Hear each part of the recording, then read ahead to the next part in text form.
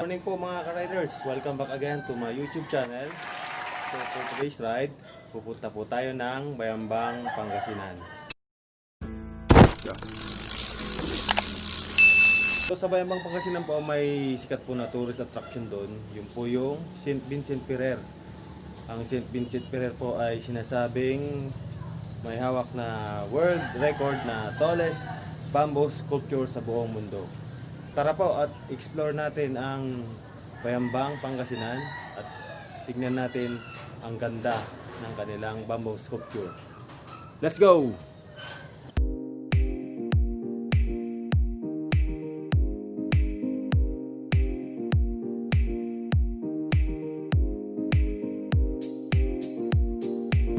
So ito po, on the way na tayo sa bayan ng Bayambang, Pangasinan.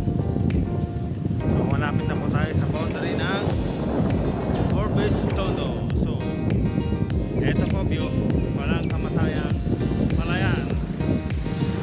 Ito talaga ang view dito sa bandang norte. So let's go mga riders.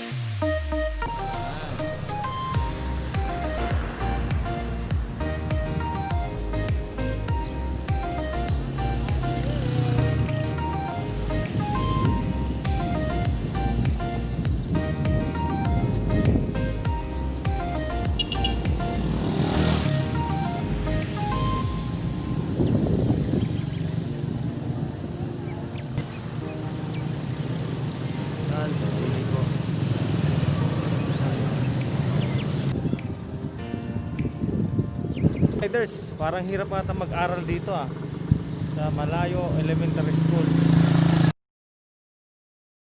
Ang layo.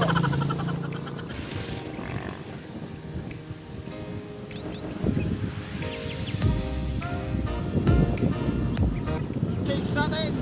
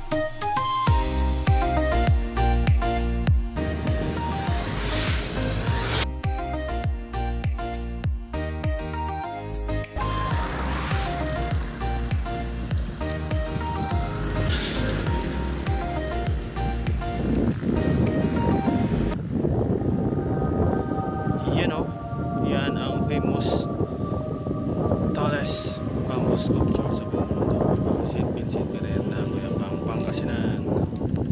Punta tayo sa St. Vincent Ferrer sculpture, the tallest bamboo sculpture in the whole world.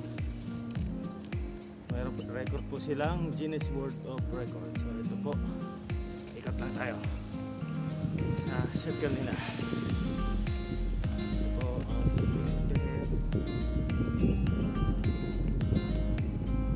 Yun, yung circuit natin, yun. So, ikot pa. So, try natin makiat.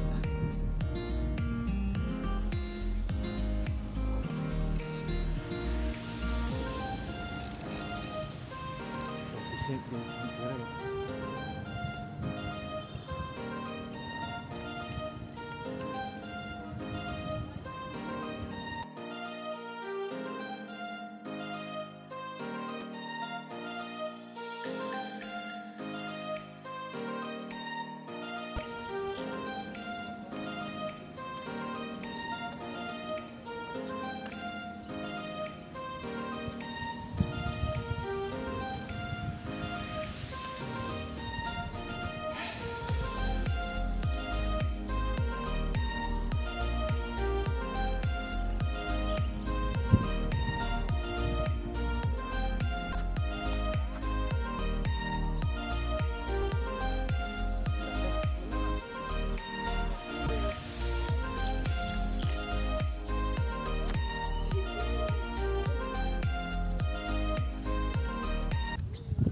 Andito na po tayo sa ito po yung kanilang chapel. Ayan. St. Vincent Ferrer Chapel. So yung harapan po ng chapel nila. So andito po yung hindi makita, maliwanag. Ayun po. Yung nasa likod natin, ayun yung giant sculpture ni St. Vincent Ferrer. So sarado po yung chapel. Ayun po, chapel na ganda. Sitro po yung chapel nila. Ayun, salamin lahat. Sayang at sarado po. Try natin pumasok. Ayun, bukas. Pasok po tayo. Ay, baka bawal. So, ang chapel nila, oh, Saint. So, ang ganda. So, tapos to. Ito yung mga Station of the Cross. Ito.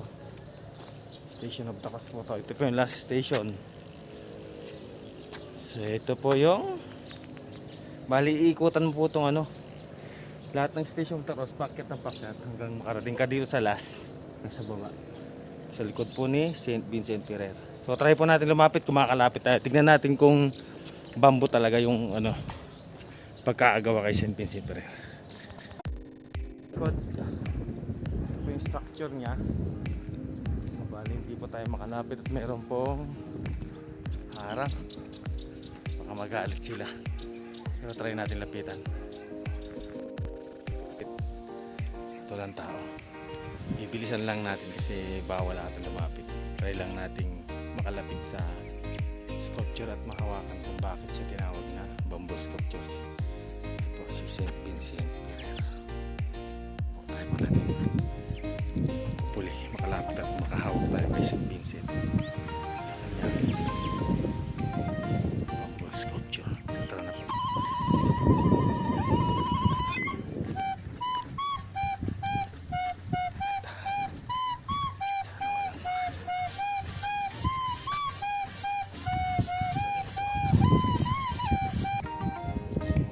Sa sculpture ni St. Vincent Ferrer po siya. Meron siyang motor. Alam ko pa yung bamboo sculpture siya. Yan po yung close up niya. Oops, may mga ano. May bila ng kawayan tsaka pagkit. So nalaki po niya. Oh, bless me. Hawak po tayo kay St. Vincent Ferrer. Let's go na. Oh, bless me, St. Vincent Ferrer. Sorry at lapitan kita. So let's go mga ka-riders. At baka mahuli pa tayo mga gwardiya. Let's go.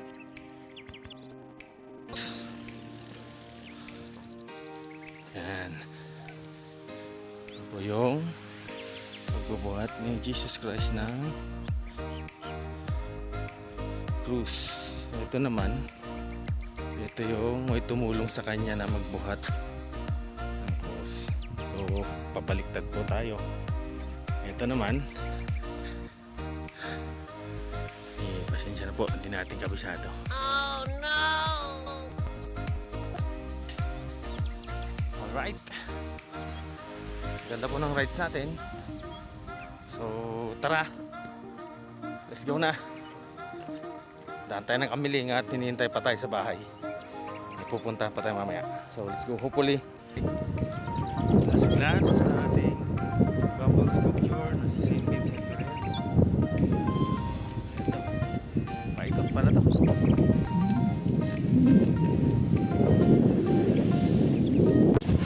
So dito na pa tayo sa highway papuntang Kamiling. So dadaan po tayo dyan sa boundary ng Region 1 tsaka Region 3. So ito po boundary ng Bayambang tsaka Kamiling Tarlac. Sa Barangay Tampok tsaka sa Ilada tayo o Barangay Ganyan.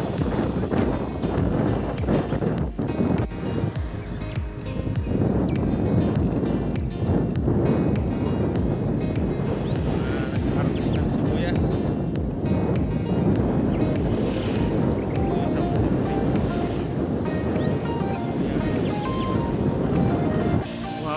tabang na po. Manilang magandang tulay.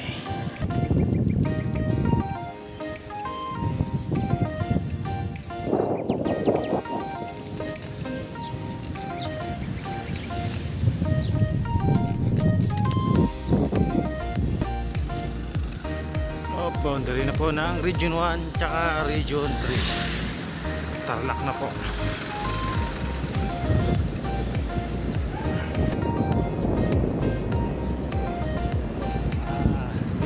Bilad High School. Yan po tayo nag-graduate ng elementary school. Yan po tayo nag-aaral ng 3rd year tsaka 4th year.